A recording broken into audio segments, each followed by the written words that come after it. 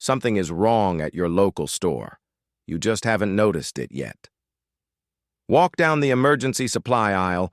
Look carefully. The hand crank radio, gone.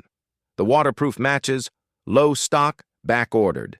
The antibiotic ointment your family relied on for years, empty shelf, price tag still hanging. Nobody announced this. No news alert, no government warning, just a quiet gap where something used to be.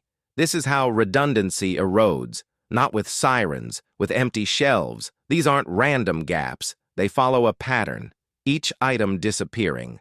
From inventory is a backup for something we assumed would always work. And right now, across 10 product categories, that backup layer is thinning. One item at a time. Items, 1 and 2. Antibiotics and antiseptic compounds. Picture this. Your child gets a deep cut. You clean it, you bandage it. 3 days later, red, swollen, warm to the touch. You go to the pharmacy. The shelf is empty. That used to be unthinkable. It isn't anymore. The FDA maintains a public drug shortage database. Most people walk right past this information without ever knowing it exists. Right now, it lists dozens of antimicrobial compounds in active shortage or at-risk status. Amoxicillin, azithromycin, not obscure medications, the drugs that stop a simple infection from becoming sepsis. Here's what most people don't know. The active ingredients for most common antibiotics are manufactured in a narrow cluster of facilities, primarily in India, primarily in China. When those supply chains experience even minor friction, the shortage reaches your pharmacy within weeks, not months, weeks, and there is no substitute. A wound climbing towards systemic infection doesn't wait for a restock. Povidone iodine, the dark amber antiseptic that stops surface bacteria before they reach deeper tissue, is reportedly becoming harder to source in many retail markets for the same reason. One supply chain, one point of failure, the average. Household right now has maybe a partial prescription from 2 years ago, possibly nothing. That gap between what's on the shelf and what you need is where emergencies stop being manageable. Items, 3 and 4, hand crank radios and long-life batteries. 6 hours after the blackout started, phones stopped connecting. 1 by 1. That's not a hypothetical. That's Texas 2021. That's Puerto Rico after Maria. Cell towers run on backup batteries. Those batteries last 6 to 14 hours. After that, silence. No calls, no alerts, no information, nothing. The only people who still knew what was happening. The ones with a hand crank radio sitting in a drawer. Most people walk past that product in a store without a second thought. It looks outdated. It looks unnecessary. And that is exactly why its disappearance from retail floors is so dangerous. Retailers have decided, correctly by their own revenue logic, that non-connected devices don't justify shelf space. So they're pulling them, replacing them with nothing. Here's the physics they're not advertising. AM radio signals don't need towers. They bounce off the ionosphere. They carry hundreds of miles through walls, terrain, and storm interference that kills every digital signal. A $35 hand crank radio remains one of the highest leverage emergency tools a household can own. And in many markets, it's quietly being erased from inventory. Most shortages don't announce themselves. They appear the moment there is no alternative left, when you're already in the dark, already cut off, already searching for something that hasn't been on the shelf for months. CR123A lithium batteries are vanishing from retail as the market shifts toward rechargeables. These hold a 10-year shelf life. They perform at full capacity in temperatures that cripple standard alkaline chemistry. Below freezing, a regular battery loses roughly 40% of its power. And you won't discover that until the light dims in your hand, in the dark, in the cold. That margin, in the wrong moment, is everything. Items 5, 6, and 7. Canning lids, pool shock, and manual tools. You won't think about canning lids until the power is out for a week and the freezer has failed. Most people pass this section of the store without slowing down. lids, jars, sealing compound. It reads like background noise, but canning lids went into shortage twice in 4 years.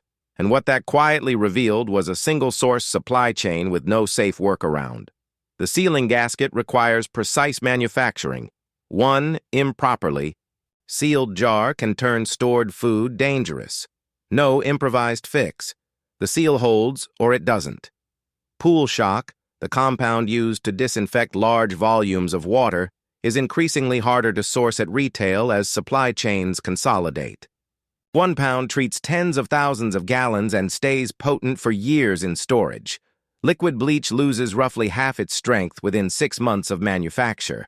For emergency water treatment, these are not interchangeable options. One works when you need it. One has already quietly degraded. The American Society of Civil Engineers gives U.S. drinking water infrastructure a near-failing grade, not as alarmism, but as engineering consensus.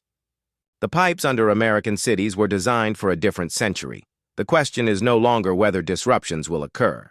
It's whether your household has the tools to respond when they do. Manual can openers, hand-powered grain mills, non-electric, water pumps.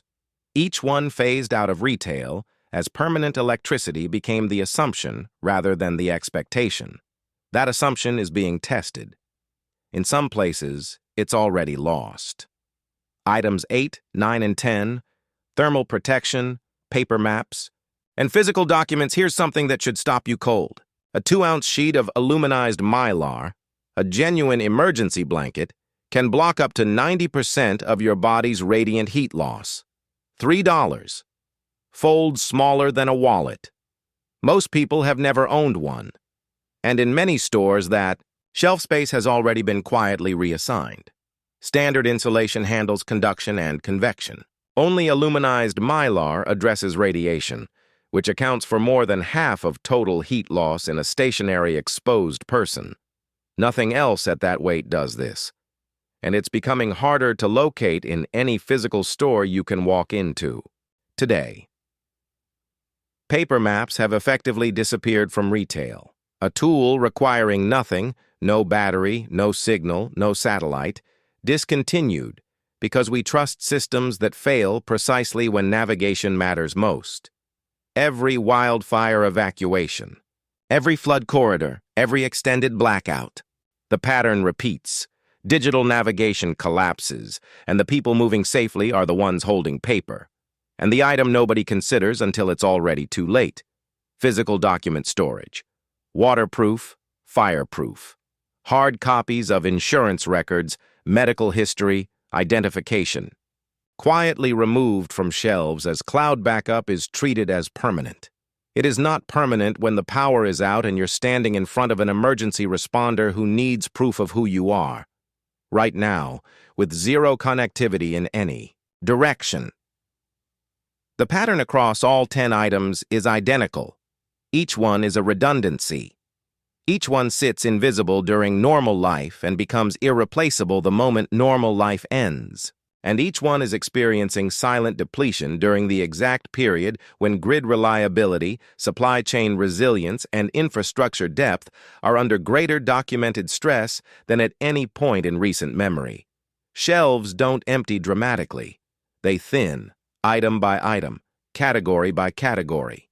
While the assumption of permanence holds just long enough to make preparation feel unnecessary, the infrastructure isn't collapsing all at once. It's eroding. One removed product, one consolidated supplier, one discontinued item at a time. And by the time most people notice what's gone, there's nothing left to buy. The gap was always the warning. Most people just never looked closely enough to read it.